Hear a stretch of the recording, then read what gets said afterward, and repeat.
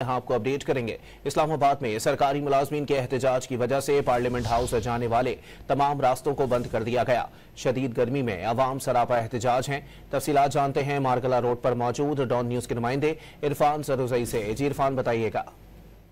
जी, मैं इस वक्त मारगला रोड के ऊपर मौजूद हूँ। आप मेरे को में देख सकते हैं कि यहाँ पे शदीद ट्रैफिक जैम है। आज बजट इजलास है और अब से कुछ देर बाद बजट इजलास होना है। इस ट्रैफिक जैम में सेनेटर्स भी फंसे हुए हैं, MNAs भी हैं और मीडिया के नुमाइंदे भी यहाँ पे ट्रैफिक जैम में फंसे हुए हैं। जो ट्रैफिक पुलिस की जानिब से एडवाइजरी जारी की गई है उसमें ये बताया गया है कि लॉ एंड ऑर्डर की सिचुएशन को मेंटेन करने के लिए इस्लामाबाद के तमाम दाखिली और खारजी रास्ते बंद किए गए हैं। जो पार्लियामेंट हाउस की जानिब जाना चाहते हैं लोग वो सरीना होटल, इसके अलावा मारगला रोड का इस्तेमाल कर सकते हैं। लेकिन हम मारगला रोड के ऊपर मौजूद हैं और यहाँ पे गेट से इस तमाम रास्ते को बंद किया गया है। किसी को भी यहाँ से आगे जाने की इजाज़त नहीं दी गई है और पुलिस से हमारी बातचीत हुई है, उन्होंने यही कहा है कि आगे एहतजाज हो रहा है। इस वजह से हमें जो अहकामात मिले हैं उसमें यही कहा गया है कि इस दाखिली रास्ते को ना खोला जाए। ये ट्रैफिक तकरीबन आधे घंटे से यहाँ पे बंद है और ये तवील कतार लग चुकी है इस मारगला रोड के ऊपर और यही सूरत हाल डी चौक में है और